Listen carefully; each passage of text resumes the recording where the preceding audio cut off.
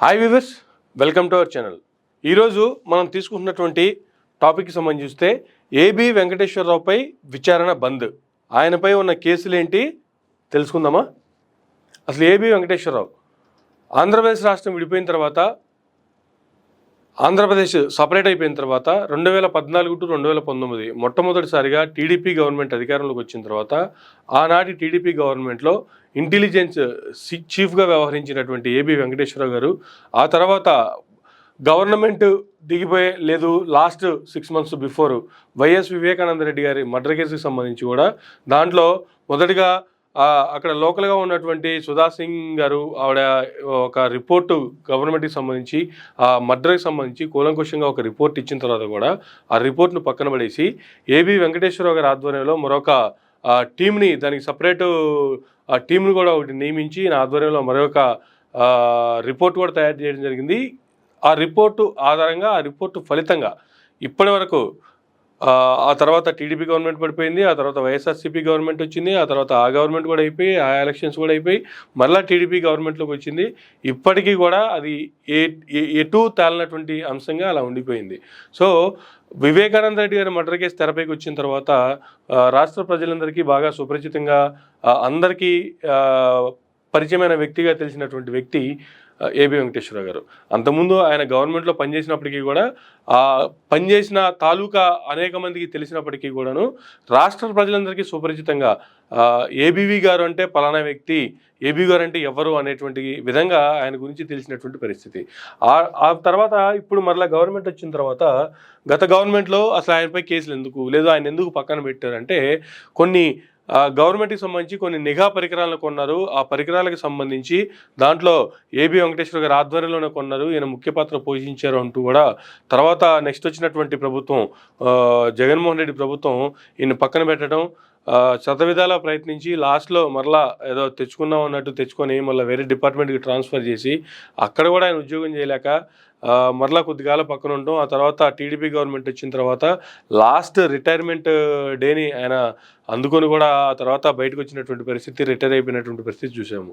ఇప్పుడు ఆయనపై ఉన్నటువంటి గత ప్రభుత్వంలో ఆయన మీద వచ్చినటువంటి ఆరోపణలు, ఆయనపై ఇచ్చినటువంటి నిందలు, ఆయనపై ఉన్నటువంటి కేసులు అన్నీ కూడా మొత్తం అసలు విచారణే బంద్ చేయండి, ఆ విచారణకి ఏబి వెంకటేశ్వరరావు గారికి ఎటువంటి సంబంధం లేదన్నట్లుగా ఆ విచారణ బంద్ చేసినటువంటి పరిస్థితి నేడు చూస్తున్నాం. అసలు ఎందుకు విచారణ బంద్ చేసినంత అవసరం వచ్చింది, అసలు ఆయనపై ఉన్న కేసులు ఏంటి అనేది ఒకసారి చూసుకుంటే, ఈ అంశానికి సంబంధించి ఒకసారి చూసుకుంటే కూడా ఏబీవీ నిజాయితీలో నిజమెంత, చంద్రబాబు హయాంలో ఓ వెలుగు వెలిగిన ఇంటెలిజెన్స్ మాజీ చీఫ్ ఏబి వెంకటేశ్వరరావు నిబంధనలకు విరుద్ధంగా నిఘా పరికరాలు కొనుగోలు చేశారంటూ ఆయనపై అభియోగాలు.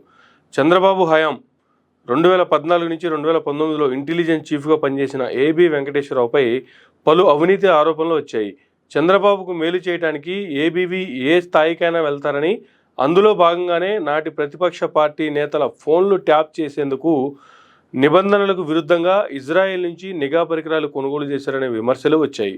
తన కుమారుడి పేరుతో ఉన్న కంపెనీని అడ్డుపెట్టుకుని ఏబి వెంకటేశ్వరరావు నిఘా పరికరాలు కొనుగోలు చేశారని ప్రతిపక్ష పార్టీ నేతలు విమర్శలతో పాటు ఫిర్యాదులు కూడా చేశారు. చంద్రబాబు ఆదేశాలతో నిబంధనలకు విరుద్ధంగా రాష్ట్రంలోని ఓటర్ల వివరాలు, వ్యక్తిగత సమాచారాన్ని టీడీపీకి చెందిన సేవామిత్ర యాప్నకు అనుసంధానం చేసి డేటా చౌర్యానికి పన్నిన పన్నాగంలోనూ ప్రధాన పాత్రధారి అని ప్రతిపక్ష పార్టీలు దుమ్మెత్తిపోశాయి. మెయిన్గా ఇతనిపై ఉన్నటువంటి ఆరోపణలు కూడా చూసుకుంటే 23 మంది ఎమ్మెల్యేలను కొనుగోలులోనూ ఆయనదే కీలక పాత్ర అంటూ విమర్శలు, నాటి ప్రతిపక్ష పార్టీ నాయకుల ఫోన్లు ట్యాప్ చేశారనే ఆరోపణలు, టీడీపీ కూటమి ప్రభుత్వం అధికారంలోకి రాగానే మళ్ళీ తెరపైకి ఏబీవీ, తనపై విచారణలన్నీ నిలుపుదల చేస్తూ ఉత్తర్వులు జారీ చేసిన టీడీపీ కూటమి సర్కార్. అయితే 2019 ఎన్నికల్లో వైఎస్ఆర్ కాంగ్రెస్ పార్టీ ఘన విజయం సాధించి అధికారంలోకి వచ్చింది. ఈ నేపథ్యంలో ఏబి వెంకటేశ్వరరావు దేశ భద్రతా చట్టాలకు విరుద్ధంగా ఇజ్రాయెల్ నుంచి నిఘా పరికరాల కొనుగోలు వ్యవహారంలో ఆయన అవినీతికి పాల్పడినట్టు ప్రాథమిక ఆధారాలు ఉన్నాయని కేంద్ర హోంశాఖ నిర్ధారించింది. తన కుమారుడి పేరుతో ఉన్న కంపెనీని అడ్డుపెట్టుకుని నిఘా పరికరాలు కొనుగోలు చేసి ప్రతిపక్ష పార్టీ నేతల ఫోన్లు ట్యాప్ చేశారని రాష్ట్ర ప్రభుత్వ విచారణలో తేలడంతో ఆయనను సస్పెండ్ చేసింది. అంతేకాదు ఏబి వెంకటేశ్వరరావుపై అవినీతి నిరోధక చట్టంలోని సెక్షన్లు 13(1)(a) red with section 15(7)(a) కింద కేసు నమోదు చేసేందుకు కేంద్ర హోంశాఖ రాష్ట్ర ప్రభుత్వానికి అనుమతి ఇవ్వడం అప్పట్లో పెద్ద చర్చ కూడా జరిగింది. మళ్ళీ టీడీపీ కూటమి అధికారంలోకి రావడంతో ఏబి వెంకటేశ్వరరావుపై గత 5 ఏళ్లలో అనేక తప్పుడు అభియోగాలు మోపారని, వాటిల్లో ఎలాంటి వాస్తవం లేదని కూటమి ప్రభుత్వం విచారణలో తేలిందని చెబుతున్నారు. అందులో భాగంగానే ఆయనపై తదుపరి చర్యలు ఉపసంహరిస్తూ ప్రభుత్వ ప్రధాన కార్యదర్శి నీరబ్ కుమార్ ప్రసాద్ శనివారం ఉత్తర్వులు జారీ చేశారు. నాడు ఏబీవీ అవినీతికి పాల్పడినట్లు ప్రాథమిక ఆధారాలు ఉన్నాయని కేంద్ర హోంశాఖ నిర్ధారించిన విషయాన్ని మేధావులు గుర్తు చేస్తున్నారు. ఏబీవీ అవినీతిని కేంద్రమే నిర్ధారిస్తే ఇప్పుడు కూటమి ప్రభుత్వం ఆయనపై తప్పుడు అభియోగాలని ఎలా చెబుతోంది? ఆయనపై అవినీతి నిరోధక చట్టంలోని సెక్షన్లు 13(1)(a) red with section 15(7)(a) కింద కేసు నమోదు చేసినందుకు కేంద్ర హోంశాఖ రాష్ట్ర ప్రభుత్వానికి గతంలో ఎలా అనుమతి ఇచ్చింది అన్నదానిపై టీడీపీ కూటమి ప్రభుత్వ పెద్దలు సమాధానం చెప్పాలని మేధావులు సూచిస్తున్నారు.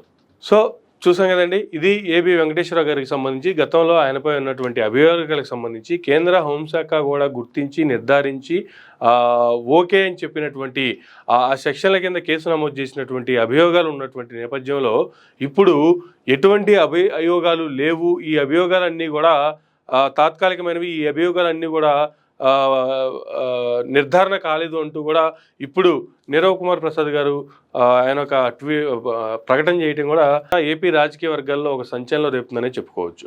అయితే అసలు ఎందుకు ఇప్పుడు ఇలానే కాదు, గతంలో లుకౌట్ నోటీసులు ఉన్నటువంటి నాటి ప్రతిపక్ష నేత చంద్రబాబు నాయుడు గారి పిఏ స్కామ్ కేసులో చంద్రబాబు నాయుడు గారు అరెస్ట్ అయితే దాంట్లో చంద్రబాబు నాయుడు గారికి లేదా లావాదేవీలకి సంబంధించి ఆయన పర్సనల్ సెక్రటరీ శ్రీనివాస్ గారు కూడా ఉన్నారంటూ లుకౌట్ నోటీసులు జారీ చేసినటువంటి నేపథ్యంలో ఆయన ముందుగానే అమెరికా వెళ్ళిపోవడం, మరలా టీడీపీ ప్రభుత్వం అధికారంలోకి వచ్చేంత వరకు కూడా ఆయన అమెరికాలోనే తలదోసుకోవడం, టీడీపీ ప్రభుత్వం వచ్చిన తర్వాత వెంటనే శ్రీనివాస్ గారిని ఏపీకి రప్పించడం, మరలా ఇటువంటి తప్పులు చెయ్యొద్దు అని మందలించి, ఎట్లా స్కూల్లో పిల్లలు తప్పు చేస్తానో హోంవర్క్ సరిగ్గా చేయలేదని చెప్పి మందలిస్తేనో అటువంటి మందలింపులతో సరిపెట్టి లుకౌట్ నోటీసులన్నీ పక్కన పెట్టి అతనికి మరలా ఉద్యోగాన్ని రాష్ట్ర ప్రభుత్వం తరపున మరలా ఉద్యోగాన్ని కల్పిస్తూ అతనికి వేసినటువంటి రెడ్ కార్పెట్ ఏ విధంగా వేశారని చూసాము. సో ఇప్పుడు మరలా చంద్రబాబు నాయుడు గారికి గతంలో చంద్రబాబు నాయుడు గారు ఏది చెప్తే దానికి